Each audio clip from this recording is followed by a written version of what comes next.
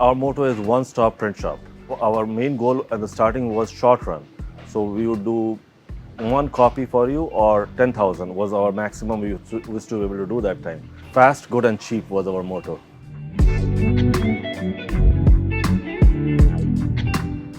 It is very difficult to do all those three together. Sometimes my customer says like, you can charge more for this thing. I said, I'm happy with what I'm getting. If I make $1, I'm happy. I don't have to be greedy. I would rather take the business in and I can pay my employees and my vendors and everybody's happy that way. So what good would be if that goes to the next print shop? So that's our motto. So we don't say no to the customers and just do it in-house. Anybody who resells print, they come to us. We have a very good reputation in the Bay Area and beyond. So to cater to those people, they're one, they're price conscious, you gotta be cheap. Two, they are very quality conscious. They're the ones who'll put a microscope on your work and you got to be good. So in that respect, that's where our machinery comes in, has a big part to play. Not just our printing presses, it's all the bindery equipment. So finishing is the most important part. Our customers are all from 52 states. Sometimes even international customers are there. But mostly I would say the concentration of our business is local, is Northern California or Bay Area is where most of our customers are.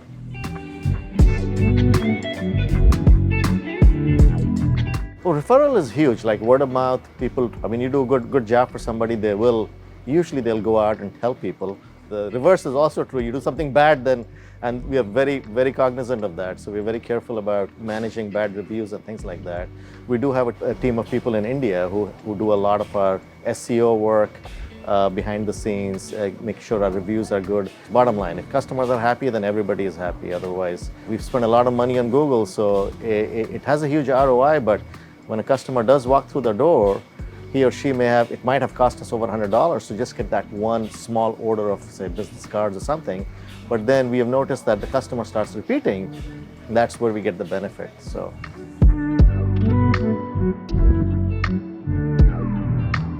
We have a very simple thing. If the customer is not happy, we are not happy. Don't argue too much with the customer. Find out what the issue is. At least learn from it. Because guess what? That's the cost of education.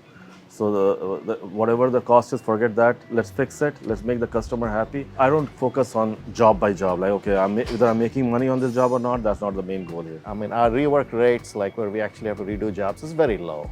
So it's low to the point where we are comfortable with that. Once in a while, we do have a reject on a big job, but it doesn't matter because the culture here is the customer is key. If for any reason you're not happy, even though in our mind everything looks fine, we will take care of the customer by refunding or reprinting the order or giving him credits.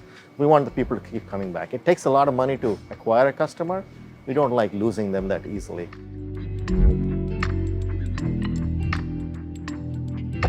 To me, that's a misconception. I mean, you see the amount of stuff you get in your mailbox, it's all printed. You look around you everywhere, there is printing everywhere. There's no getting away from it, unfortunately. Yeah. People have been talking about the demise of printing for a while now. It's not happening. So, at least in our experience.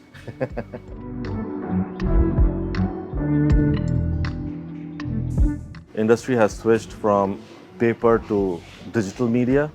We have seen like there's a huge shift in that. So I remember back in 2003, 2005, those times, print shops were like premium. They can charge whatever they can, but not anymore. You have to have the right equipment. You have to be able to produce it in the right time and right cost to be able to meet the demand and be present online. So that's what we focused on.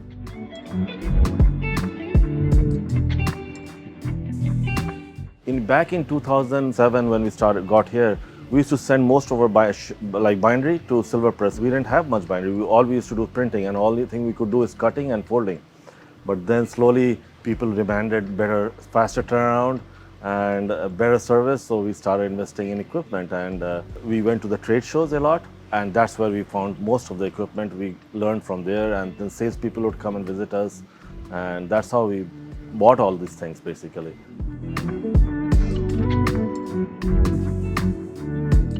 I think we started from doing simple things like simple like business card, flyers, postcards, and then we started growing. People wanted booklets, perfect bound books, or complex folds. We never say no to the customer. We would send the job out, get the job done, but obviously the margins are very low. We had to keep the prices low.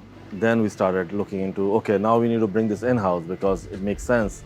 So we added more and more equipment like that.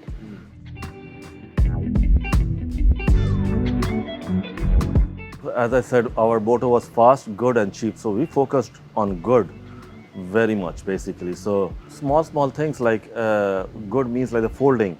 If it's folded, if it's cracked, you need a score on it. So if it's scored, then the fold looks good. Obviously, our customers would reject jobs, and that's how we find out, okay, we need to get this done. Then we start looking into, okay, which machine can do this, so we can do it in-house. The CRF was one of the first one. We loved the Horizon CRF, and we got one. We loved it so much, we got another one. So that's where the Horizon journey started. So yeah, so that's how quality customer demands. And I think the biggest thing is we wanted to keep the production in-house. That way we have the full control. Horizon has been a very good partner for us. The equipment we have bought from Horizon through PFS, the Horizon equipments, they run. The automation is amazing, and the quality of the product which comes out is amazing. I've asked Horizon, like, why don't you guys make cutters, or why don't you make other equipment? So I think the automation is biggest thing in this business. I think the one question you ask, like, how do you be profitable, is automation. Bay Area is very expensive, people is expensive, payroll is expensive, but if a machine can do two people's job, that's what makes us money.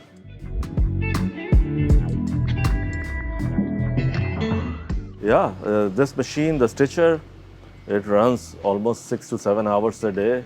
The BQ, that perfect binder, that is to run a lot. It's all organic growth, basically. So as we grow, we need to add more equipment, upgrade the equipment. That's how we can stay with the competition and provide the fast, good, and cheap. That's how we can do it.